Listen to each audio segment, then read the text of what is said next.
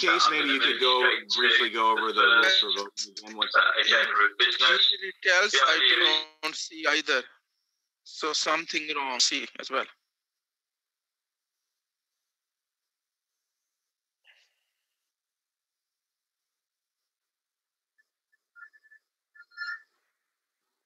Okay. So, okay then. So, Douglas, it might be better if you want to reiterate what your understanding of the voting is, or not. Are you happy with what I've said? I'm very happy with what you said. I just think we should capture it on recording if it hasn't. Okay then. So the rules for voting are: we've got all participants in the call have an equal vote. 2/3 plus 1 is a requirement for the vote to pass. If you're on the call, there's an expectation that you are prepared for the call and can make an informed contribution. We're expecting only yeses or nos. If you've got an abstention, then just please don't vote. Okay? So again, if you can put in the roll call at the bottom, and I can make some notes, or I can make some notes in Phil's absence. I'm sure we can move this forward. So the main item for today is going to be, we have got a time limit of 1 hour 15. The main item for today is going to be the Telos Blockchain Networking Operating Agreement, which we've been flagging up as something that we wish to get the community's approval on, so we can move as quickly as we can through the rest of the documents. The idea is that we're going to move through the document section by section, and hopefully ask for clarification points, etc., etc. I think this is going to be where we just simply open up to the floor. I'm not quite sure how we're going to work this. I'm happy to say, we've got Adam, who's the chair of the governance group, and obviously we've got Douglas, who was the main author to start with, although they're now co-authored documents, and we have got other members of the team on here. So we will do our best to answer questions, but I think we need to realise that this is a legal document, and it's something that we appreciate is difficult to read, but it's going to be the basis of what we're actually doing. So it's important that we get through this and we are able to make some form of informed decision, so we can move to either a vote or move to the go, no-go calls later on this month. So, number 1, preamble. Has anybody got any questions regarding preamble? I'll start there. Or any questions in general?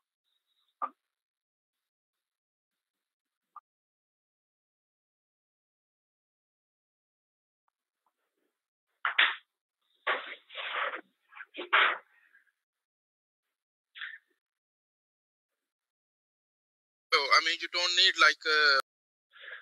We've got a lot of silence, which is unnerving me because I didn't expect a lot of silence on this particular document. So I shall... choice of law is section 2. Has anybody got anything they wish to add regarding choice of law? Douglas? Would there be any value in sharing this document or either the document itself or maybe the explainer article in Medium, so that we could be reading through this commonly, or is it best just record all our blank stares? So, you don't need... I think we should have the document on screen, so it acts as a central reference point.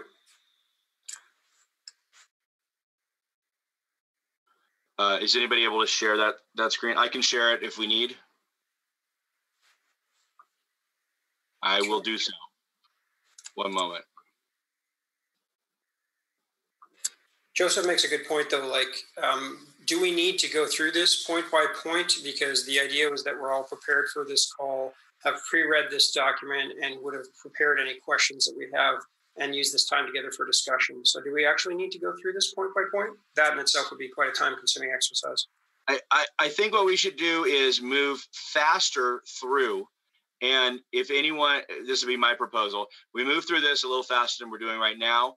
And if anyone has a specific question, then the time to bring them up is in when we get to that clause. So as we go forward, then Douglas, I will suggest do it otherwise. If anybody has a point to discuss, say it now, because Okay, or we could just start out with that. That would be faster. Yeah, okay, Joseph. I do agree with you. I didn't move that initially because I wanted to see if people want to go through. But let's just open it to the floor. Let's just say, let's hear people's comments. If you can say which particular section you've got the point about, then we can scroll down to talk about that. And then if there aren't any questions, we move to a vote. And this is the quickest meeting I've ever done. And I'll be completely amazed. But there we go. I'm sure we're going to start talking in a moment.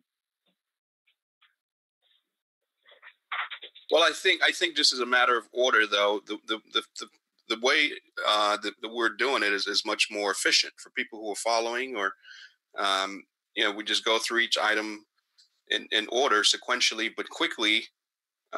That's much better than just arbitrarily bringing up a specific paragraph, right?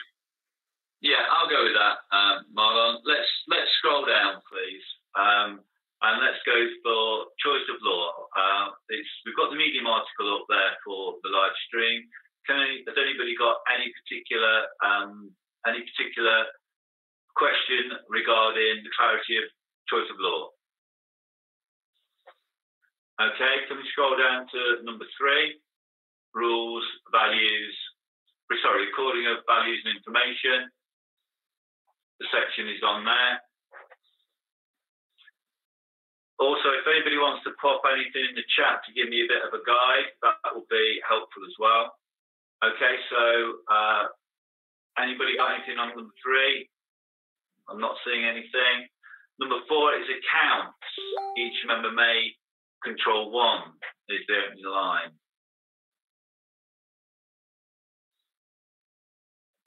One or more. Yeah. Okay, number 5 is the native unit of value, which is number 5. Anybody got anything on that one? The only thing that I would say here is in Douglas's summary, he talks about the purpose is to allocate network assets, and there could be some confusion in that the network assets consist of CPU, bandwidth, and memory. So we might want to expound on that to mention all of those, or do folks feel that network assets is sufficient? I'll have to ask Douglas his opinion on that. I think with anything, why don't we have, if as anything comes up, why don't we have just a bit of discussion? We can take the temperature of the room, whether it's something that we should move towards a vote on, and so I think that makes sense. I think it makes sense either way. I've been told this document is already long enough, but if you feel we need to get that granular, I don't think that's wrong. Let's see what people think.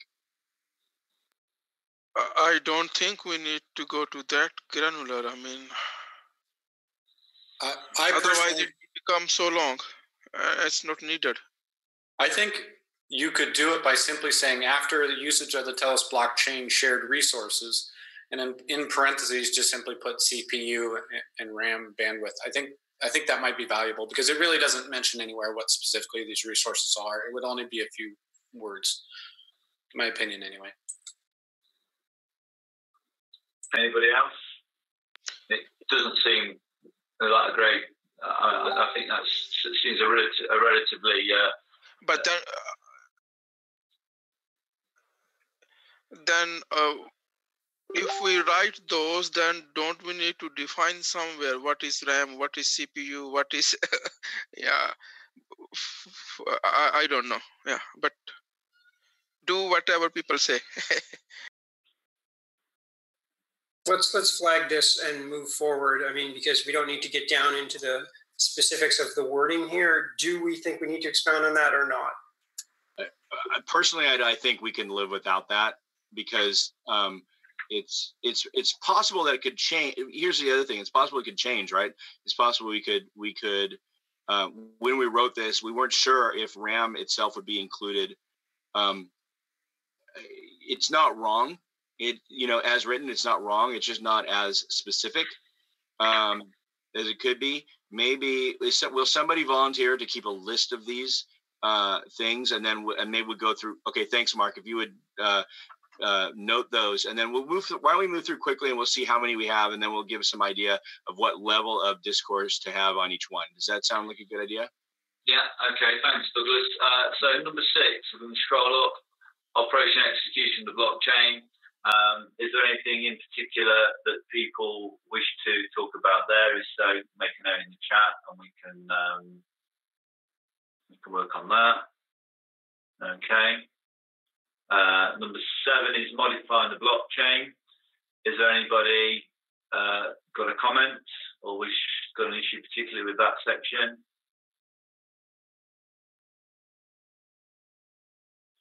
Okay, thank you. Number 8, if we can scroll up, please, for the benefit of the live stream. Block producer nomination, qualification, and election. A pretty weighty subject there, which we've covered. Anybody got any particular hardship with that one? Okay. Number 9, please. Functions of block producers. Anybody got anything we need to particularly say on this one? I think computer and networking equipment could be better summarized as infrastructure. It's nitpicking, but computer and networking equipment is almost too specific, and infrastructure gives us a little bit more flexibility. Less words are always good. If we can drop a note on that, I'm sure that'll get passed without a problem. Number 10, block producer pay. A very minor point. Yeah. Sorry, go back to point 7. There's 2/3 mentioned, whereas everywhere else it mentions 2/3 plus 1. Just wondering if there's a specific reason for that. It says once 2/3 of the block producers have proposed. Usually, yes. So this is actually physically how it happens. Once 2/3 propose a block, then to be valid, and an additional block producer has accepted the proposed valid block, then it shall be deemed an irrevocable block. So gotcha. that is 2/3 plus 1. But good, well spotted. So do we need to write +1 in there, Douglas, or not? I think in Jan's comment. No, we don't, because an additional block, once this is proposed, an additional block producer, it is 2/3 plus 1. It's just this is actually how this happens, and 2/3 propose it, and then the +1 is the one who writes it to the network as irrevocable. Okay, thank you for that. Is that clear, Jan? You happy with that? Yeah, it's completely clear. Thank you, Douglas. Thank you. Okay, if we can scroll up to 9 again there. 10 were we? Yes, block producer pay. Well, that's a very minor issue. Anybody got any comments regarding block producer pay?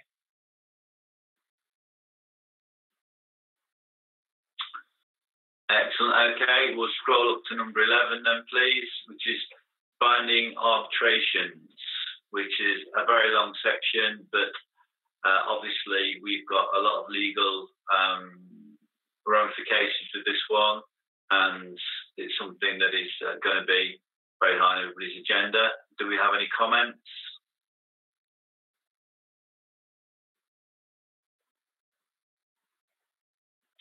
Okay, just scroll through slightly for me, please.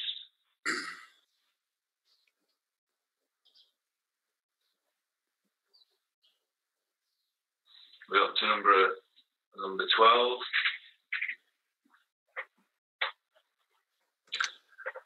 Okay, so arbitration exclusions. That's number 12. I'm not getting anything in the chat on that one. If we can keep going, Douglas, please. Although whoever's doing this, I've lost track now. 13, selection of arbitration forum. And we've got the Douglas's annotation there, which is great. 14, elected arbitration, nomination, qualification, and election. The title sounds longer than anything else to me, but there we go. Yeah, there was an issue, I'm not sure whether it was here, that I just thought we needed to make sure that developers could not also be arbitrators. I'm trying to find exactly where that is. I believe, Mark, that is actually in the Reg Arbitrator or the Reg Arb contract, and it says, and we specifically pull this out as saying that an arbitrator cannot serve any other position of trust in the network. So. Okay. So it's set there. They agree there not to have any other role as a block producer or core developer or anything else like that. Okay, thanks, Douglas. So we've got another document covering that, Mark. So that should be okay. If we could keep scrolling down, Douglas, please. I'm still in it. Number 15, arbitration rules and procedures. Again, I think that references another document there, which we'll have the delight of bringing to another meeting. 16, freezing accounts under arbitration.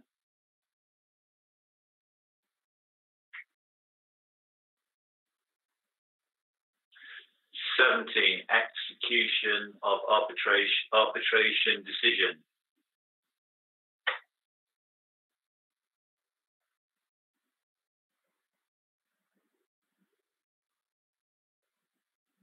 Very legalese language, but I'm sure there's a reason for that, clearly, as we are in arbitration decisions. Okay, 18 then, please. Just the reason is that we want to be very clear that block producers must carry out the arbitration decisions, but also that they, since sometimes this will use super user type powers or not or whatever, that there's we limit the power to do so, and we talk about that in a moment as well.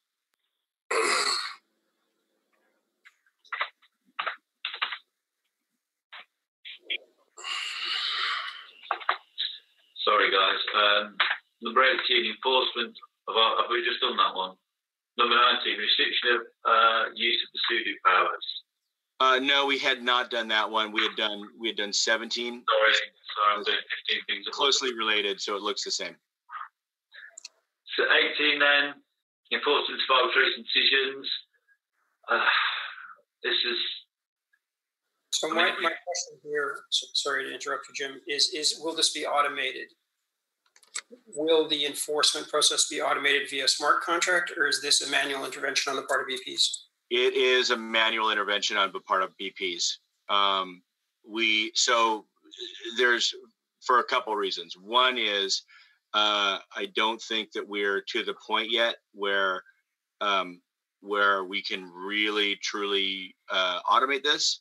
Also, and we may get there at some point, but I think we should for now work through this with human beings in the mix. I know it says that they must, and they must, but otherwise we would have to assign this actual power to a smart contract. I think it's better to leave it. I think it's better right now. What we're envisioning is leaving that power with the block producers. And part of that's just a technical reason. I'm not sure that we're going to be able to make a smart contract that automatically carries out every execution. We could certainly move towards that. Okay. Is that okay, Mark? Yeah? Yep, thank you. Okay. Restriction of pseudo powers, please.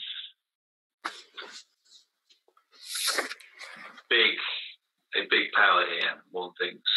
Anybody got any questions? It is a big power, and that's why we restrict their use only into to specific contracts and only in the case of a duly processed arbitration case. Now, to be clear, we have not made any deviations from EOSIO. This is exactly how EOSIO behaves. Is that correct? To my knowledge, this is how they talk about behaving, but I've never seen any documentation of this. this is, I believe this is in line with the more responsible, discussion around this, but there's no documentation. They haven't memorialized this in law.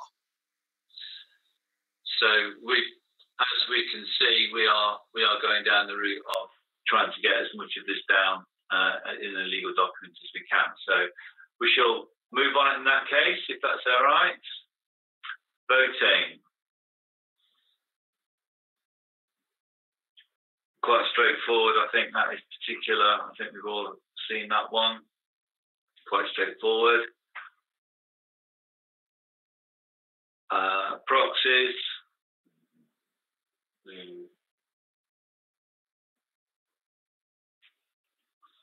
Okay, we've got nothing on proxies. Initial token allocation.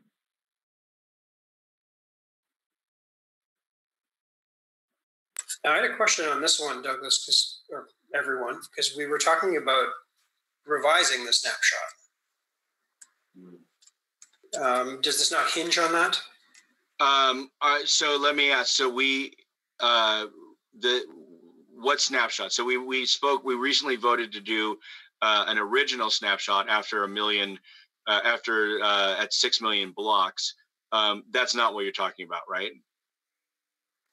So you're talking about this is the stage 1 snapshot, and then we follow up with our snapshot 6 million blocks later. Yeah, exactly. That is quite separate from this. That is a way to capture the values on the network for people who are participating 1 month after activation, so that we're not just constantly keeping up the old EOS thing. That grew out of users and community members saying their concerns. I think we all thought were good, and we voted to do that. What this is talking about is how we'll use the initial snapshot, the EOS ERC 20 snapshot on a 1-to-1 basis, and then we will cap those at 40,000 tokens. And then we will also add certain parts. We will add the Telos Foundation reward pool. We'll add the Telos Foundation endowment, which is 6 million tokens. The Founders Reward Pool, which is 6 million tokens. The Community Reward Pool, which is 1 million tokens, and the Token Reserve Exchange Token Reserve Fund to have, so we don't have to change our money supply, so that the cap that holds all the tokens we believe are on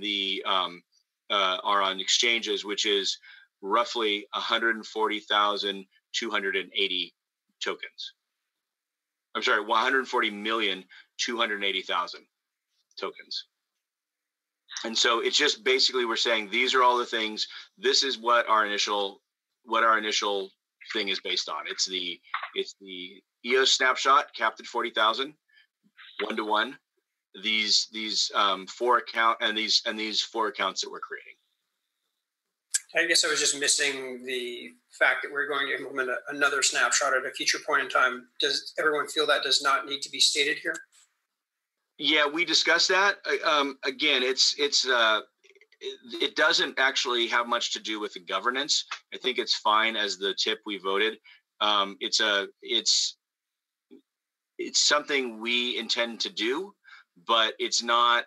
But it doesn't really go to the governance, and I think that I don't think we need to add that to this document. And I think if we did, it wouldn't necessarily be here, because this is what we're talking about is the initial token allocation.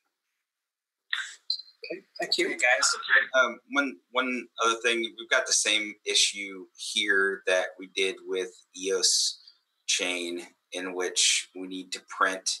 Well, at least, I injected the snapshot last night, and we printed 1 million Telos to pay for RAM, thinking that it was going to be way too much, and then it was almost not enough.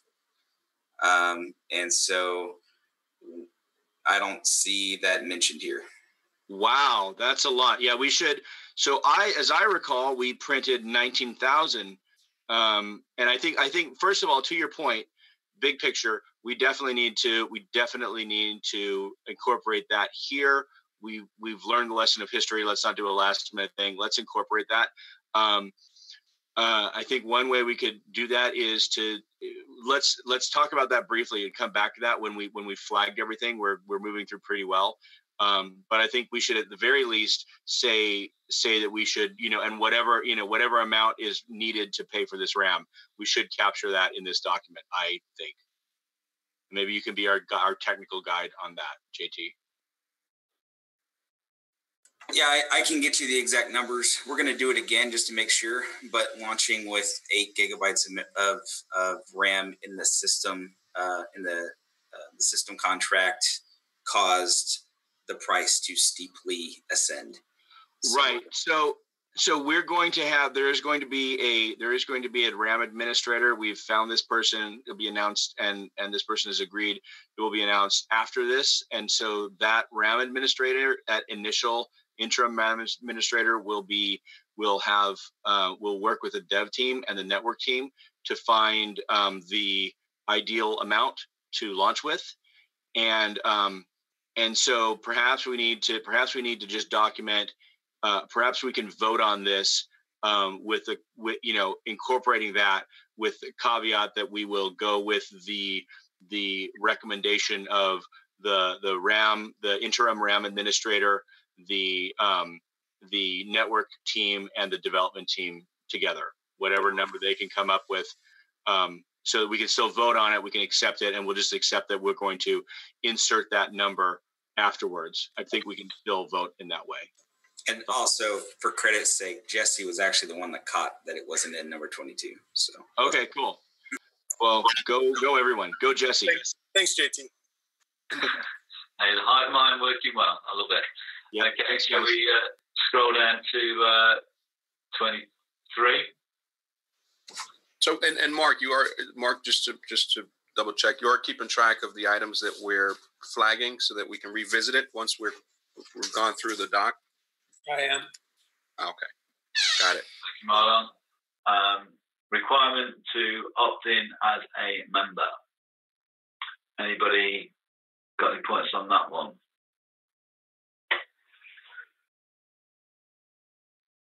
Okay, carry on then, please.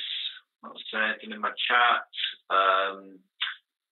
Work proposal fund, something of a hot potato and in another part of our world. Have we got anything here that we're talking about? No? Okay then. Work proposal submission.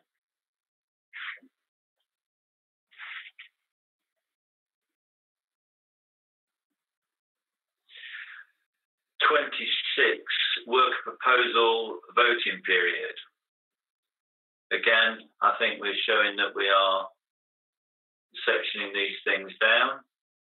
27, work proposal submission fee.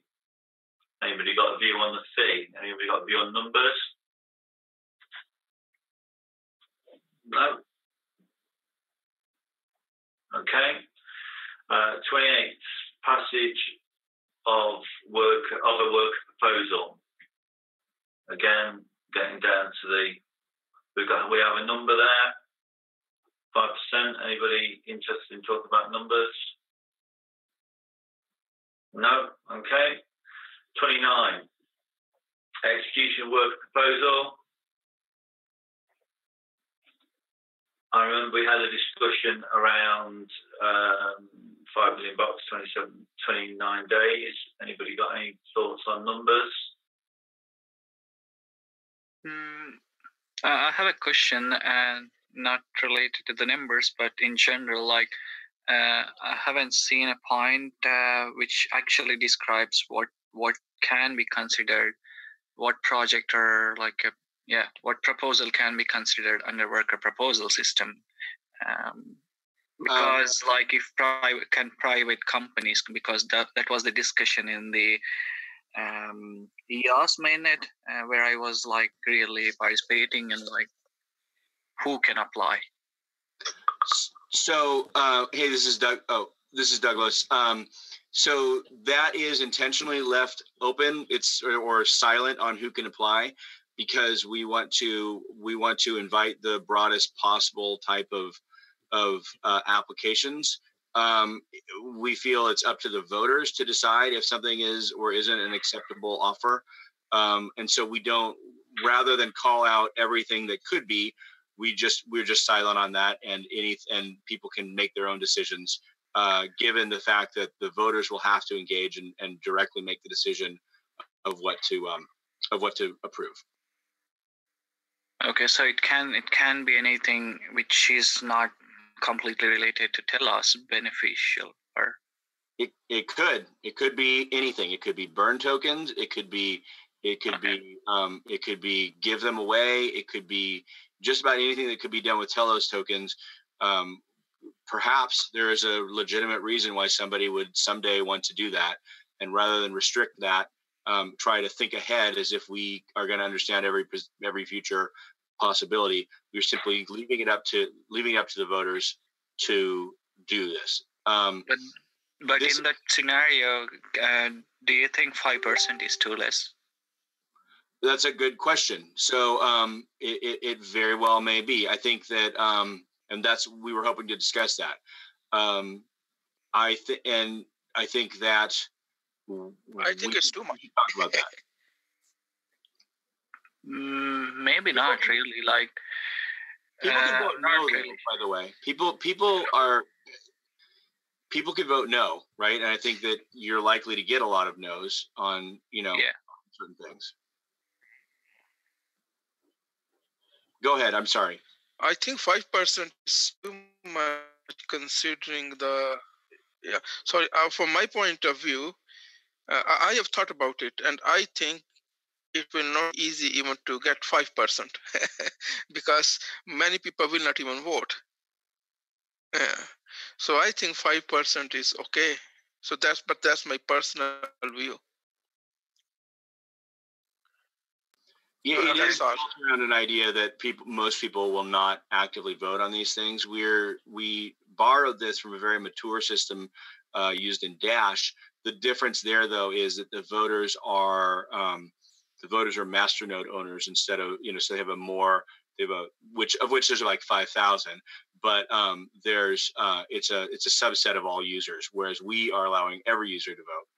I personally think that perhaps not immediately, but in short order, there will be people reporting on these and discussing the proposals, and we'll have websites talking about things and people giving their opinion on what to vote for and what to vote against, right?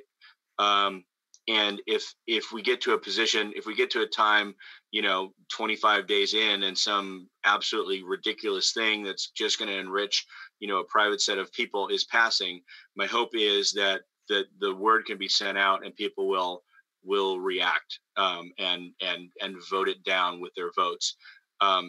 My belief is that voting tends to be elastic, and people vote much more when they care deeply about something or when they're outraged. And I think that would be the prevention.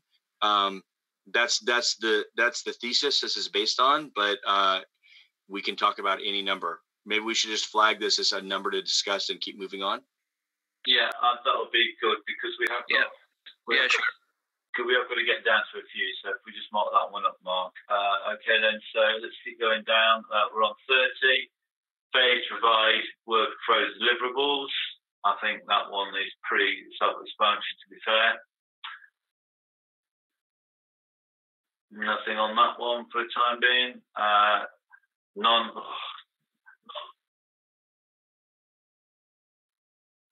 I apologise. Hello, can you hear me? Yeah. Well, my point was actually for the previous section around. Let me just scroll back to tell you.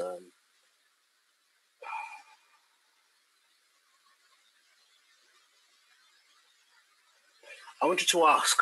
This is the 5% of votes to get through a worker proposal. I want to find out whether proxies will be able to vote for worker proposals in the first instance, and also crucially, in terms of governance, whether a proxy could put through a proposal that they could then go on to vote for. If, say, in a hypothetical situation where a proxy voter has accumulated 5% of the votes within the proxy? So to answer that, the way it's written, first of all, any member may submit one.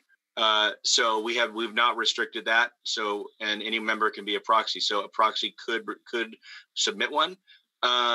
So to the other thing, let me quickly say that a proxy can vote. We believe that if a user has decided that some proxy should have their vote, that they have made a decision about how they wish to proxy themselves, and that is probably a good decision, and that they have the opportunity at any time to change that, right? So yes, and frankly, that proxies are going to increase voting. You're basically offboarding your decision, to somebody you trust. So we do allow that. I do want to also mention, though, it's important in this context, there are certain I talk about it in what votable tokens are, but there are certain tokens that will not vote because each account needs to do a single action, which is essentially register to vote. And that means that we're really only counting those that actually are active.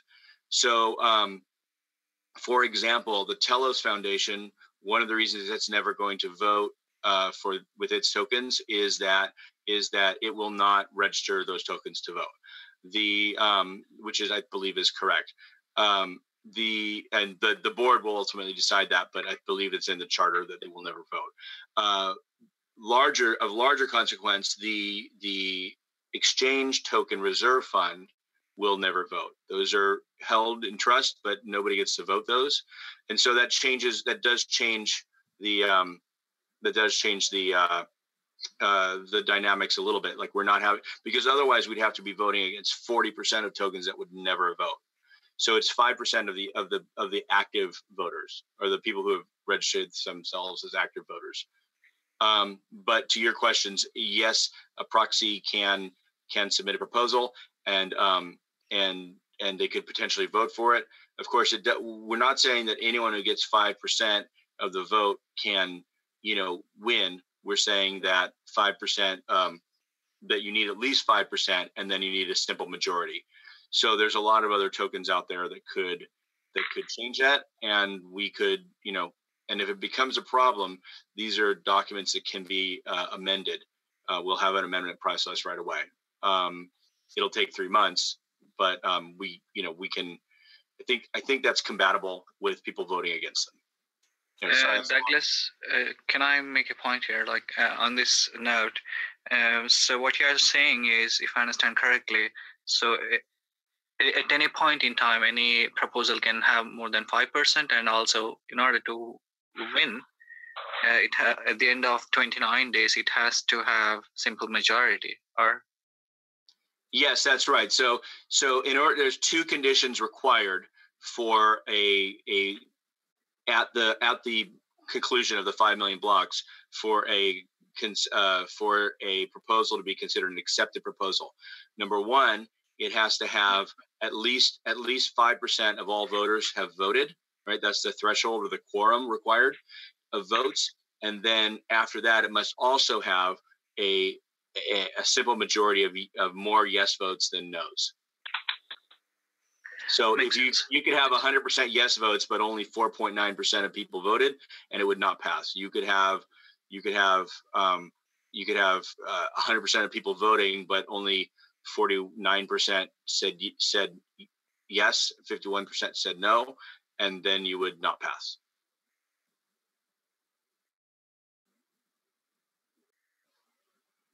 Does that answer the question? Yeah, sorry. My mic was muted. Thanks. Yeah.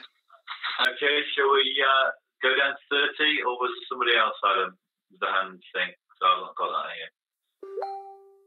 We're okay? Yeah, okay. So can we go down to 30 then? Thank you. Go down to 30. Failure to provide work process deliverables. I think we've been to that one. We did that one, Douglas, because we're hot back again. So non-fiduciary. Have I said that correctly? Cool. 30, checking the chat, 32. Public. Richard, do you want to speak or are you okay? I'm okay. Okay. What is that? Yeah, no worries, thank you. Where did we get to? Publication to the Telos blockchain, 32.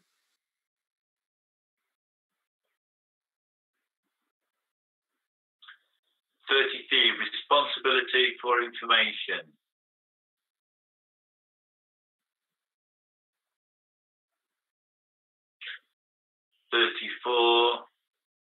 Restitution. My reading out loud skills are being tested. 35. Developers. So for this is Marlon, just quickly. Yeah, Marlon. For 35, just a quick question. So the may designate original elements verbiage on this could be satisfied simply by the traditional license.txt or something to that effect, right? Sure. Hi, this is Douglas. Maybe I need a little more to understand. Yes, so it says here that each member who makes available a smart contract in the Telos blockchain may designate original elements of the contracts as either open source or proprietary, without specifying how that designation should be represented. So I'm asking whether a simple license.txt file satisfies this. Right. I believe that that possibly could be. I believe it'd probably be more likely that it would be captured in the Ricardian clauses of the contract presented at execution time. Got it. Happy with that, Marlon? Yep, I'm good. Cool. Anybody else? Okay, go down to 36 then, please. Prevailing language. We had a lot of discussion about this at one time. And just to be clear, this is not the prevailing language of the blockchain or Telos or anything. It just, for each contract, it's saying each specific smart contract will designate its own prevailing language, or offer multiple versions, and that any arbitration that happens will be performed taking into account the language that was actually agreed to, of the contract was actually agreed to. Certainly not for the blockchain as a whole does not have a prevailing language. Okay, thank you, Douglas. 37, recording of agreement.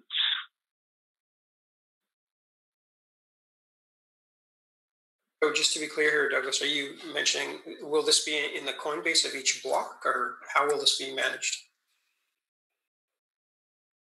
That's a good question. I don't know exactly how we managed it. I realized when I was writing through this, I think it will be in the Coinbase of each block, and I believe it will be a simple IPFS hash to the most recent version.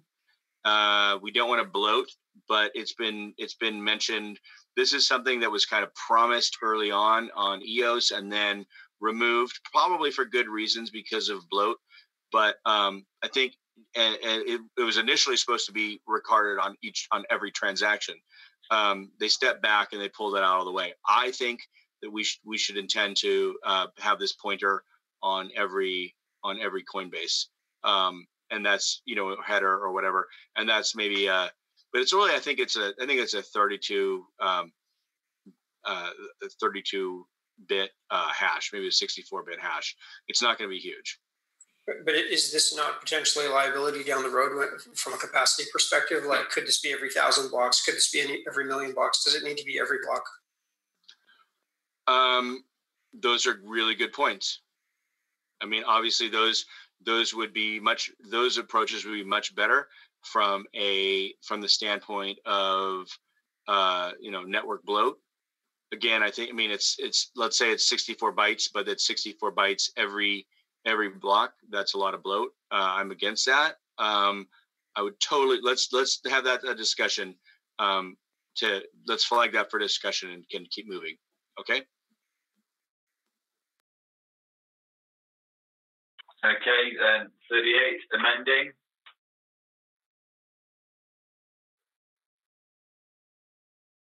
So just a quick question here: how did we derive the number for the fee? How was it derived? The 700 Telos. So we had in the working group, we noting that this is going to be something for discussion. The people on the call that day, which was about 5 or 6 of us, it's recorded.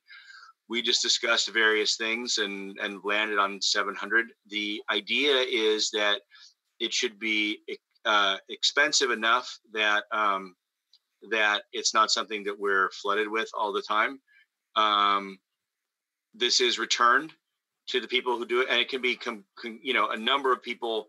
In fact, this fee may be paid by one member or collected from many members and executed when the full cost has been collected.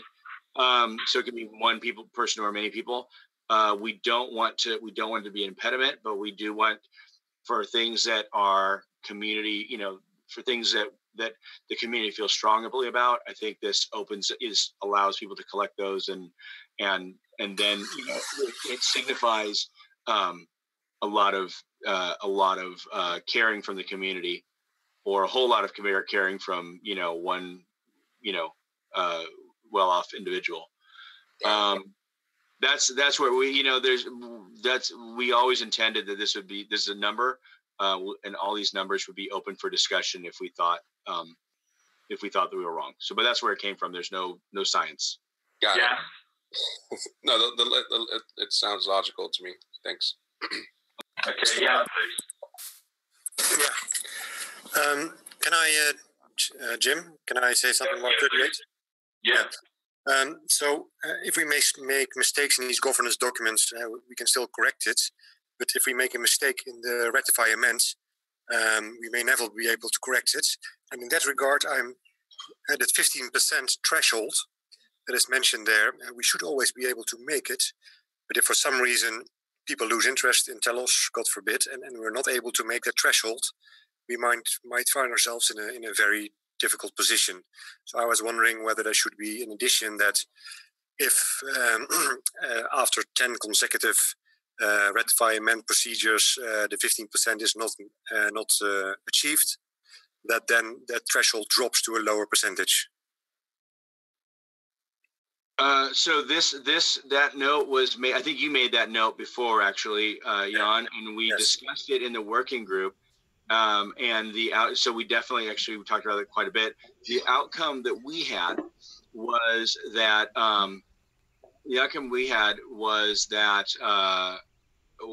lowering that threshold basically just invites, I don't know. We thought it just invited people to submit the same thing a bunch of times, and then suddenly the thing would be lower. I understand your concern. I also wonder, what should we look at this, the 10% more yes than no votes? That's actually something that I would like for us to discuss.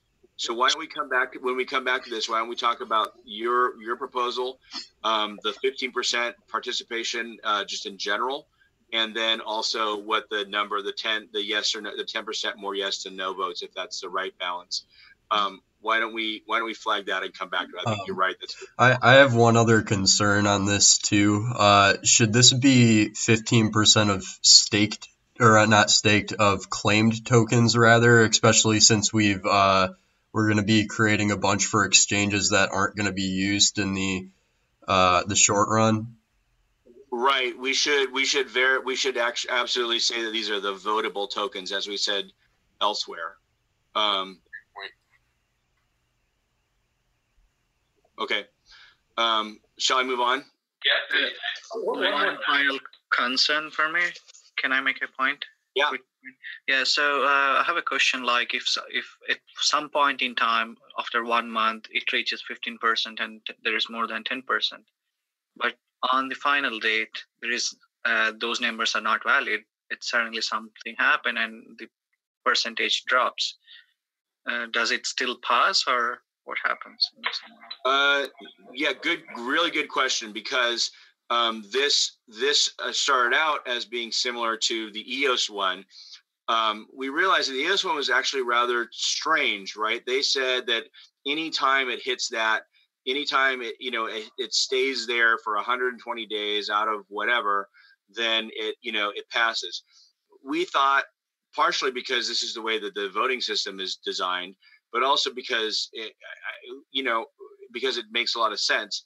Let's not worry about like figuring things out along the way and counting blocks and stuff. Let's just say you have 3 months, and we'll take that snapshot at 3 months, because if we give people 3 months to vote, the alternative means that we say, oh, you have 3 months to vote, and then suddenly it hits this metric where it technically passes, but a lot of other people haven't voted yet because they were still reading it and they believe they had 3 months to vote. I think we disenfranchise those people who are just, for whatever reason, let's assume the best reason, that they're trying to listen to all the debate and make up their mind about something. We disenfranchise them by saying, nope, it happened at month 2 and we're good. It passes. I think really this way of setting an end date and then just checking validity at the end date is far better than what was proposed about having to hit a certain amount of time. It's whatever it is at the finish line is what this approach suggests. Okay, so if someone votes yes, and then he removes his stake, basically, because he has to transfer his tokens or something, so the staked tokens is removed now, so his vote will be disvalid? That's an interesting question. I believe that it is taking a snapshot of the vote ownership at this. That's actually another reason, right? So one of the things we discovered is that if we did it the other way, people could actually unvote and move their tokens around and then vote again, right? Yeah. So yes, the answer is yes. If it's a snapshot of the token ownership and their corresponding votes as of the end date, because the other thing was actually quite gameable. We believed. Maybe I'm not as smart as Dan Larimer. Maybe he understands that it's not gameable. But when we actually tried to program it, it looked pretty gameable to do it the other way. Just for that reason, right? So that's why we have one definite moment, and we will check and as opposed to some kind of ongoing thing. If it's passing, a lot of election races seem to be going one way at one point and then change, at the end. Most are based on sort of a definite finish line time, and so we adopted that. Okay. Yeah. Thanks. Okay. Thank you. Anybody else on that one? Want to move on then, please, Douglas? Servability.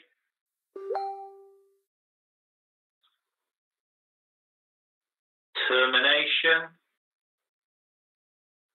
I'm getting excited now, into the 40s. Nothing. Okay. Keep going, please, Douglas. 41. No. Developer liability. Anybody got a view on developer liability? I want to roll back really quick and just note something for the record. Here, even though this part is listed as code, so it's supposed to be part. It actually should just be my commentary.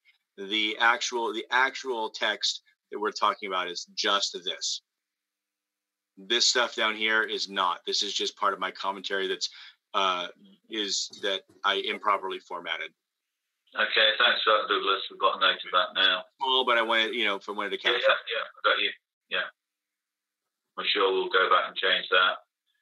Developer liability. It doesn't exist in the document. It's just in this explainer document. Yes. I appreciate that.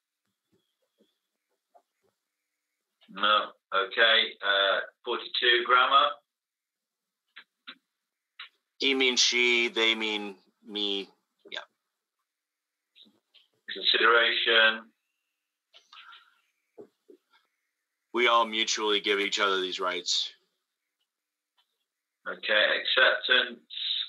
This just defines for legal reasons when a contract is accepted. Okay. 45, counterparts. This means that instead of getting one document that everyone in the world has to sign all at once on one piece of paper, everyone can sign it on their own. These are like the boilerplate. Yeah. And complete agreement. Okay. This basically says that it's the complete agreement.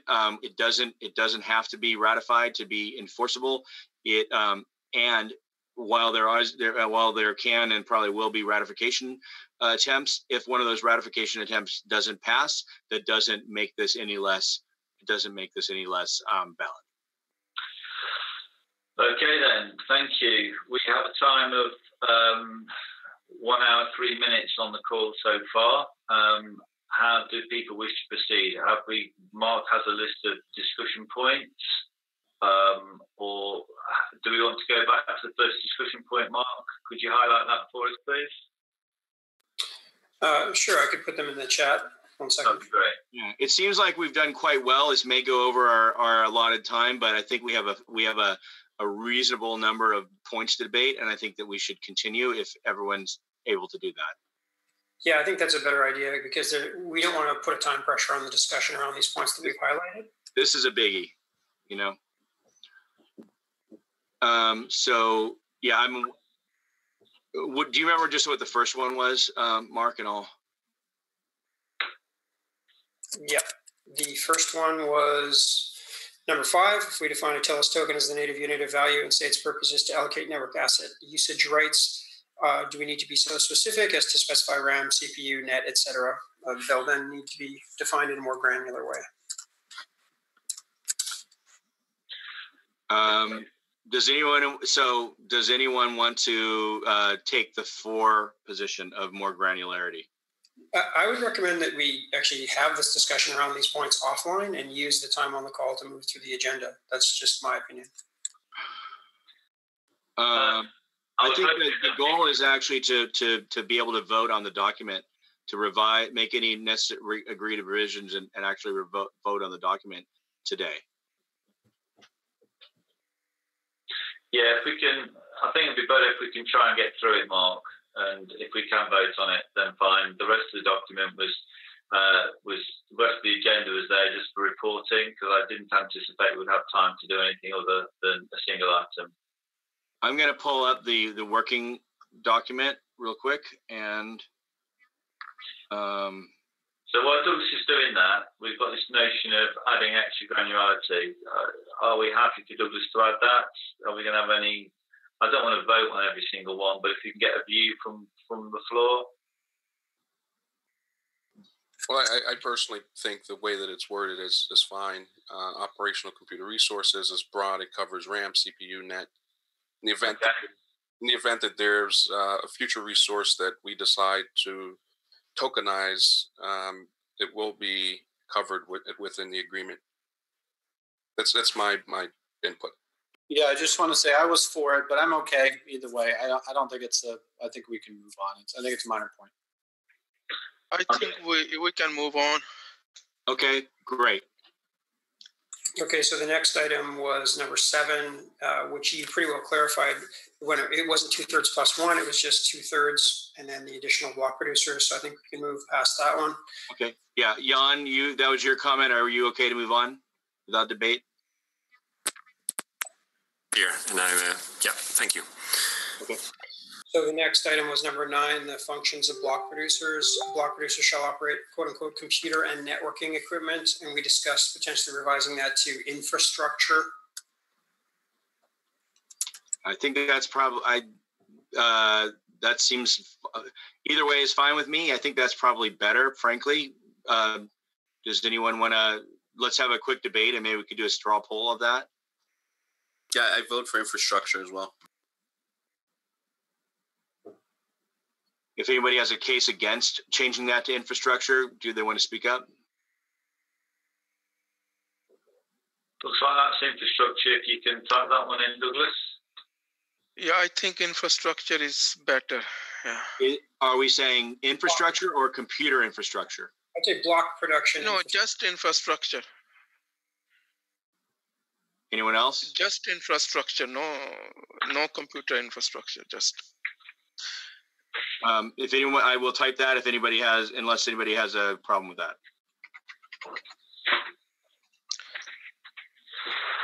Because I think infrastructure means also cables, also power supplies, or whatever. Yeah. Okay. Great. Are we? So, is there any dissent? We're gonna let's. Well, Jim, I'm sorry, I'm taking your role. Do you want to ask about? You keep going, Douglas. I'm worried. Unless anybody's got any problems, if you want to speak up to add any more words there, then please do. Otherwise, we will move on. Okay, so moving on, JT mentioned this issue of minting that 1 million tokens might not be enough for the RAM. That's probably an offline discussion. I would propose that we allocate an amount in there and agree that, and when we vote on it, we agree that that amount will be placed in based on a discussion. You know, the unanimous recommendation by the interim RAM administrator and the working group chairs of networking and development. We're going to launch with 16 and see what the numbers come up with. Right. Well, that's to be decided. I think we can vote, certainly vote and say that number will be, as we agree that number will be determined by those three people or 5 people, depending on how many working group chairs there are. What number was that again, please? We can just add and the amount needed to include RAM of the initial distribution. I'm fine with that. Jerry for the win. As ever, thank you, Jerry. What can Mark? Would you be able to give me the number for that one, please? Well, 1 million is what it was, but JT. No, I mean, I'm sorry. Much more simply, the number for the clause. The clause. My apologies. I did not mark down the number for that. Okay, that's fine. I'm gonna try and. Do you remember what that was, JT? I'm looking. Hold on one sec. Initial. Okay, excuse everybody. Don't look at the screen right now. Token distribution. 22. There it is. 22. Yeah, 22. So,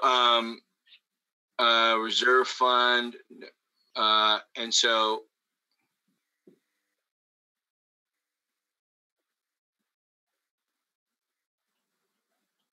Can you repeat your statement again, Jerry?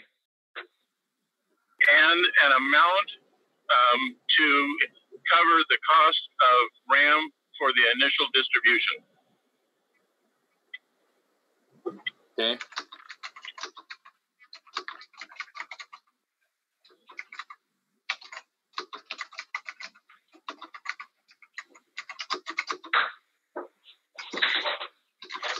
Does this look okay to you, JT? Yes, sir. Thank you. To me, this looks a dangerous statement, but maybe okay because now there's no clear figure. Well, we can always revisit. I mean, if we're going to vote on this today, then we're not voting on it right now, right? Well, maybe we can add that it should not exceed 100,000 or something. Well, yes, maybe that's. I would suggest that we fill it. We make a space for an exact number, and we agree on our vote. We vote with the caveat that that number will be provided, will be filled in there after the fact, so long as it is a unanimous recommendation by the RAM administrator, who we vote to appoint, the interim on an interim basis, and the working group chairs, all the working group chairs from development and network maintenance. That'll probably be 5 people. If we can get 5 people to agree to a number, I certainly would feel comfortable with that number. We don't have to write that in here. We just have to make a space for it, and we vote with that caveat. I think that is a fine process. Okay, let's do that then, please. I'm happy to do that because we're going to get a number in the end, and it'll be one that's thought of by some valuable people. So, Mark, could you tell us the next one, please? So the next one is number 28, passage of a worker proposal. The discussion was around requiring more than the 5% percentage. Can we have some views on that then, please? Does that number need to go up or go down?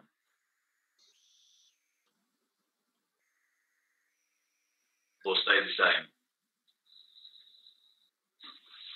Maybe someone could suggest an alternative number. Sukesh, was this your issue? I can't remember now. Yeah, it was me. Have you got any additional thoughts? I'm not really sure what's the correct number, but I just felt at that point in time, 5% is low. You think it's a low number? So you're considering we should have a higher number? Okay. Yeah. So does anybody else want to come in with a higher number? I mean, we're going to have to pick a number, whether it's plus or minus 5. It's going to be. Does anybody want to propose a number that's higher than 5, Jerry? I think 5 is good enough. we can go with 5, and if it needs more in the future, we can ratify him in. James? I was just going to say, I agree. Since we really don't have an idea what this number should be, we should definitely, I mean, maybe it's just ratify amend, but we might want to build in a mechanism for adjusting this number on the fly, because it feels like we don't know what's practical here. Yeah, I think what's likely to happen is in the future, there will be a ratify amend for things that people care about more. And they will make it more of an omnibus type thing where they, they're trying to correct 1 or 2 big things, and then they throw in a bunch of little things as well, would be my guess. Okay. No fewer than 10% more yes than no votes functionality. Yeah, if we think that's good, that's what we do do we want a simple majority? So yeah, that it's also open to ask if it's a simple majority. Maybe we need a 55% majority. I don't know, or some other number. Rob? Yeah, I just had a thought about this that didn't occur to me earlier. Sukesh, Rob, can you go, please? Yeah. Yep. I just had a thought about this that didn't occur to me earlier when we were going through this. So we're requiring 5% from the pool of tokens that register to vote. Can I game this at launch? If I am the first voter registered and can I immediately shove a worker proposal through because I'm the only tokens in the pool? We should probably have some sort of minimum Genesis account threshold to allow one of these to be activated, because I think there's a loophole there without having a minimum threshold of number of tokens in the voting pool, the active voting pool. So I'll pass it to you, Doug, to clarify. I'm not sure if I missed something. No, that's fair. So because there wouldn't be that many in the voting pool on a launch, but somebody could game this by saying, hey, I'll get 1 billion, and then nothing else could go through until they get that. Perhaps the way to do that is to say that we will activate this at N million blocks. Like maybe we don't activate this functionality for, until 1 month in or something, until 6 million blocks in. Because I think that gives people a chance to get on board. We're giving them an incentive to get on board with the original snapshot. I think that's great that you've added that, and I would fully support something like that, whatever that number would be. I think you are eliminating a way to game it in the initial setup. I don't at the same time, I don't like the idea of launching without this. Like we promised we're going to launch with it. I think it's a very real reason. Maybe we don't need a month. Maybe we need maybe we need a week or 2 weeks or something. Yeah, or some set number of Genesis accounts, like 1,000 Genesis accounts have registered, or some combination of both, like a 2-week time delay and trying to. I know that's gameable if you have a bunch of Genesis accounts, but yeah, the time delay I think will serve perfectly here because people will get their Telos and start participating. Yeah, I think a week is the minimum amount. I think a month is too much. To me personally, just as one guy, I think either a week or 2 weeks would be a pretty good trade-off between our promise to have this stuff available at launch and removing gameability, which is, I think, is a very clear explanation to people for why it's not for certainly a week and probably for 2 weeks. It gets less exciting after a month. That's my opinion. What does everybody else think? What about percentage of tokens staked? Very much like what they use to launch the EOS.IO network, but in this case, it's for the availability of worker proposals, opening up worker proposals after a certain percentage of tokens are staked. Perhaps, but I mean, what if we don't get there for 3 months? Even a low percentage, like 0.5% or 1%. So it doesn't have to be anywhere near the activation percentage. But I think that's a stronger guarantee than time-based. 1%? Time-based probably would be fine. We can't be sure. I think 1% is achievable, and I think that probably works, especially since I think we'll get a lot of people in. I know we're all going to activate right away. Yeah. The voting period for worker proposals is 29 days anyway, right? Yeah, but it's possible that it's capturing. It's possible that it's capturing the initial amount. I think it's a good thing. The way it's written, it's a good thing to have some kind of. I think we should remove gameability at the beginning. But yes, it does. That is a second protection that they still need to have the majority. Can we agree on a low percentage claimed stake threshold to protect this then? Yeah. 1%? Yes. It's a doable balance. I think the way to do this is actually to do it in, I would suggest we go to 25, and I would say after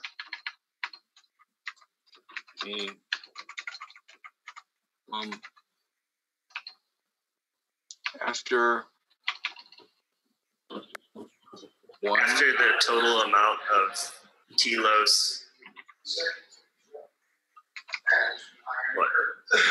registered to vote or simply claimed? Let's register to vote, I think. Okay. Yeah, that sounds good.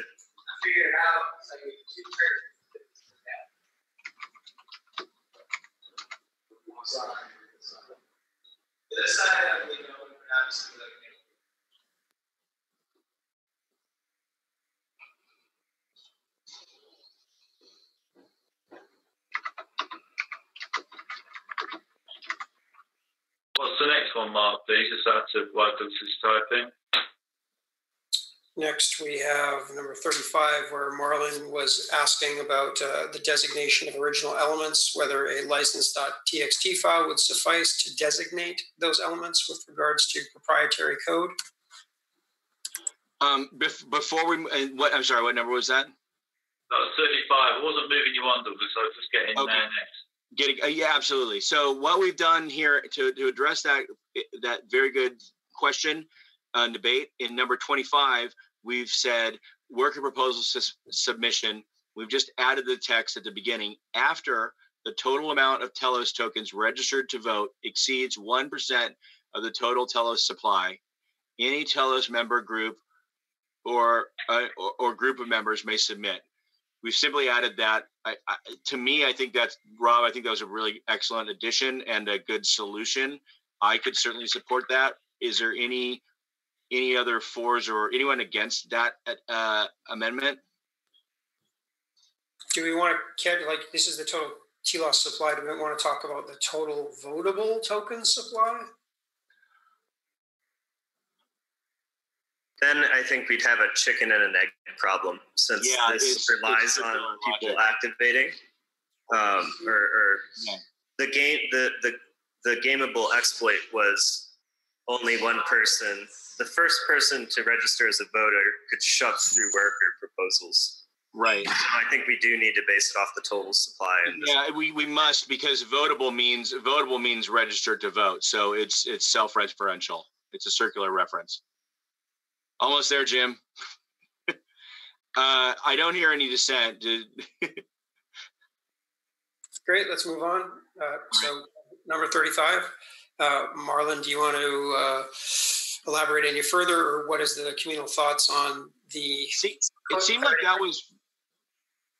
We pretty well discussed it, where... That was mostly informational, wasn't it?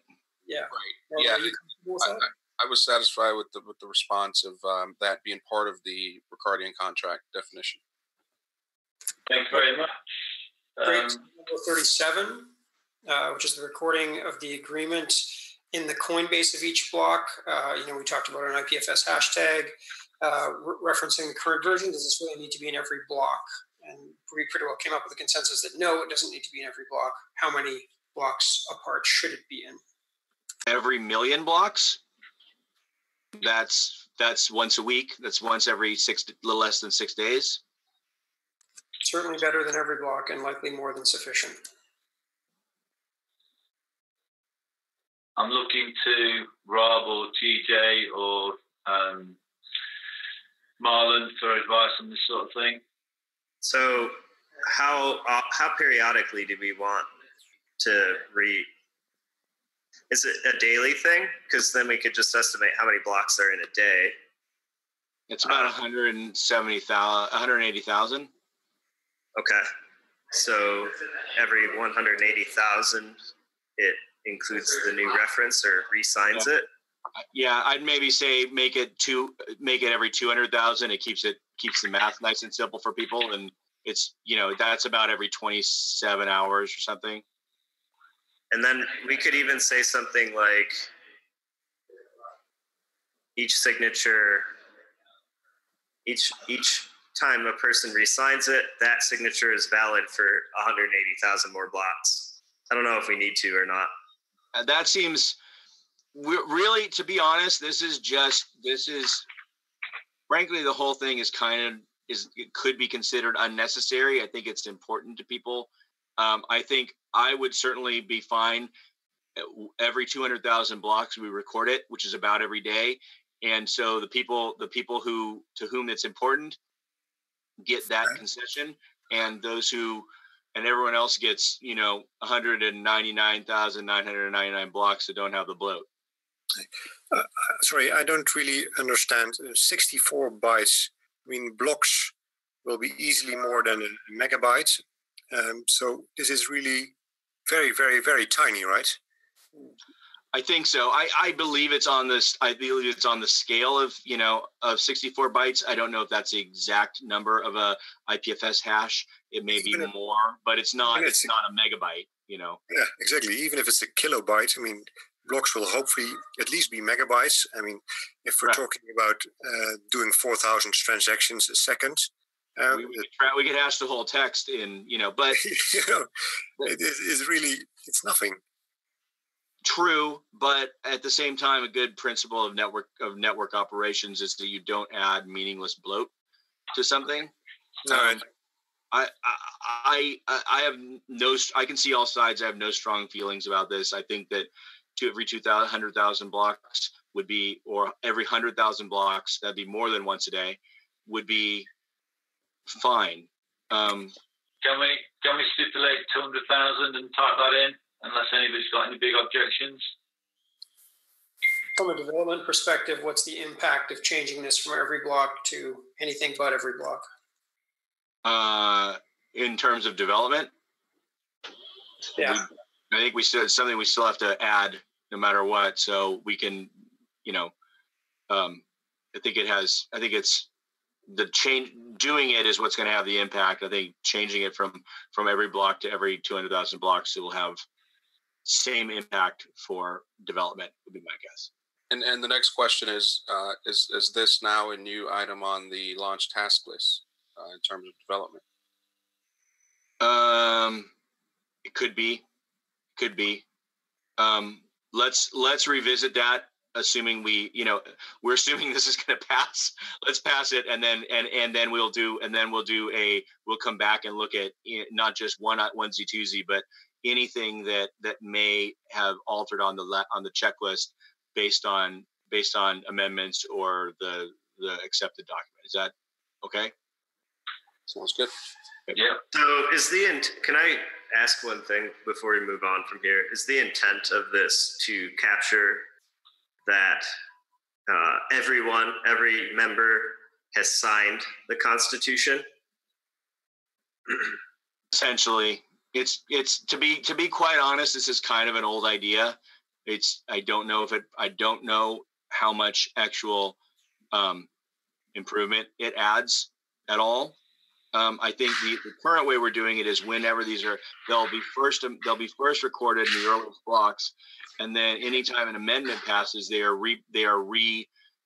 newly amended version are used. So all we're doing is passing a pointer back. This is a little bit of a feel-good thing, I think. Yeah, because this isn't going to capture all the members signing it anyways, doing it this way, because it just gets shoved into some random block. Not every member is guaranteed to have signed that block. So I don't think it's actually doing that. I think it'd be great if we had some way to show that every member is signing the Constitution and save that reference somewhere, like when they create the account or when they do their first interaction with the account. Maybe there could be some way, but in general, this is just shoving the Constitution into future blocks and not guaranteeing that everyone's signing it. There's no real value to this to be. I mean, that I see. I think it's something. It's a bit of the legacy.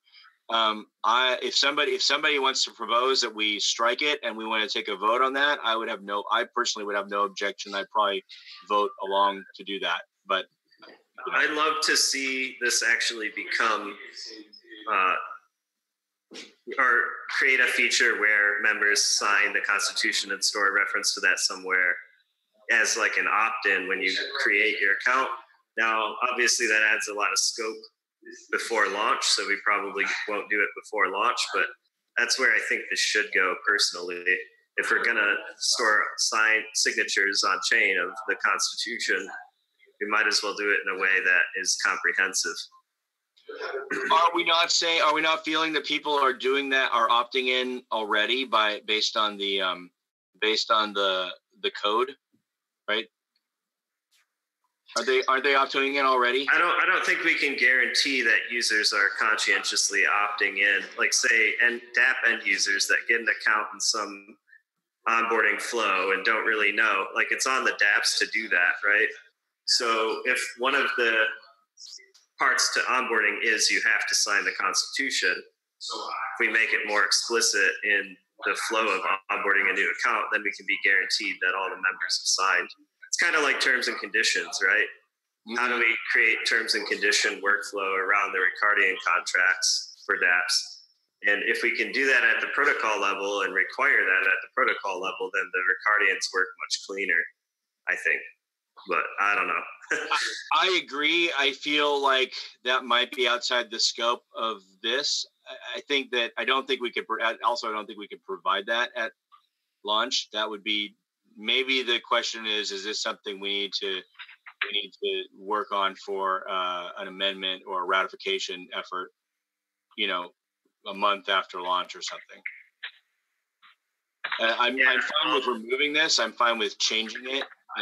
But I think that is a much broader scope, and I think that. Well, why don't we just leave it in, and then it gives a point of reference for ratify amend to do Rob's grander proposal further down the line once we're up and running. Yeah, I'm not going to propose removing it just because I don't know all the side effects. Okay, well, but the proposal then is just to make it every 200,000 blocks instead. Yeah, let's go with that.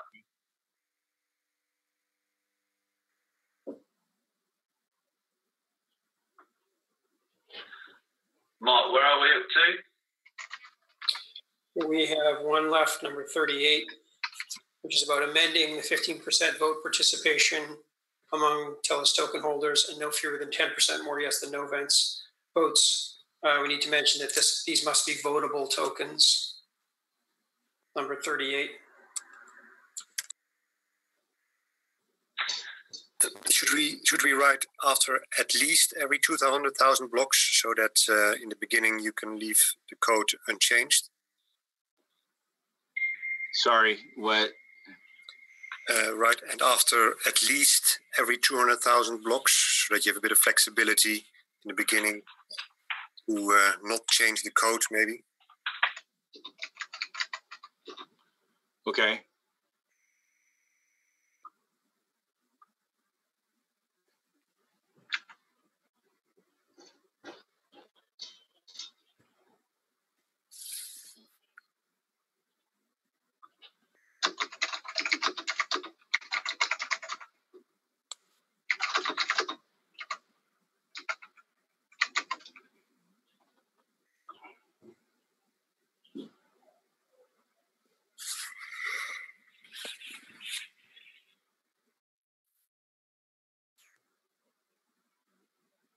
All right, should we move on? 38. Okay. It's 38. And what was the issue again, Mark, please? Amending the 15% vote participation among Telos tokens and no fewer than 10% more yes than no votes. We need to mention this must be votable tokens. Okay, bottom of the paragraph, Douglas. Votable tokens. Votable.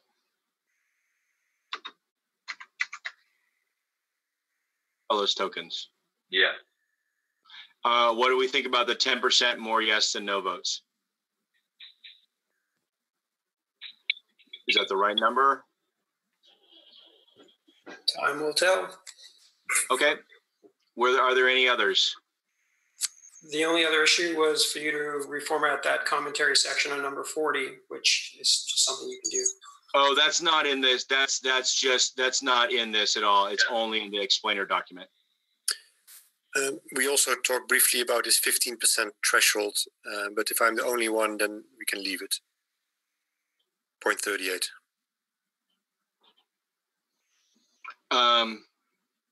Would anybody want to second further discussion on that, or?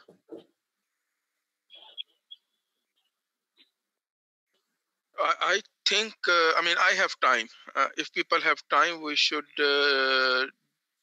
complete it as we are doing. Well, we've got a proposal. Yeah, we're ready to. I think that Jan, it doesn't sound like anybody else has that concern, and by making these votable tokens, I think we've made it more achievable. Sure. So if that's correct, it seems like we've moved through the entire agreement. Jim, what do you think? Should we move on to a potential vote? Yeah, we can move on to a vote, or we could say we will vote this first thing at the next meeting. I move that we vote. I call for a vote.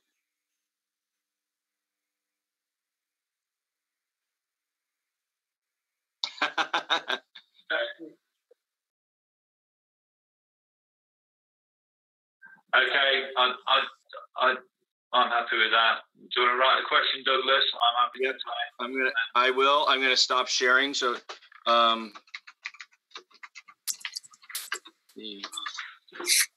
just got to leave 1 second. What's up, man?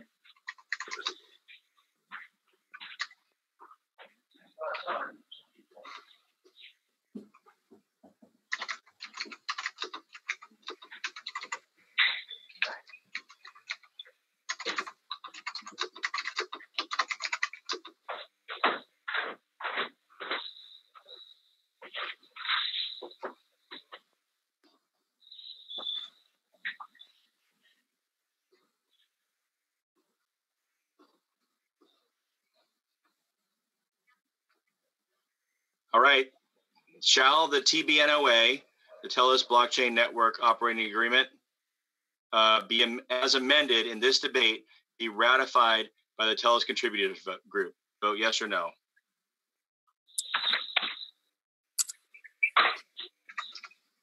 Jerry from Blind Block Art on mobile, and I vote yes. Thank you for that, Jerry. If anybody else is on mobile and wishes to do a verbal, then please do.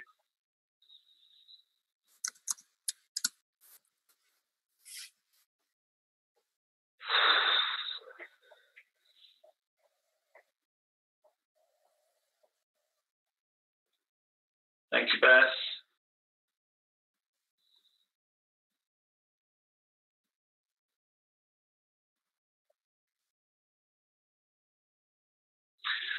Excellent. Thank you very much.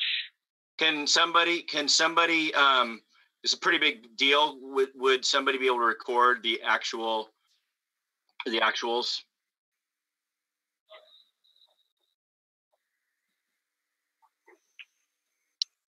21 yes, 0 no. I'm just going to read them off really quickly, if that's okay. Rob from EOS Detroit, yes. Mark from Telos Vancouver, yes. Adam from EOS Detroit, yes. Jesse from Calios, yes. Jan from Dutch EOS, yes. Me from Good Block, Douglas Horn from Good Block, yes. Jim from EOS UK, yes. Maurice Stevens, yes. There's another yes there. It was not from me. It's that's from James Davis from Good Block, yes.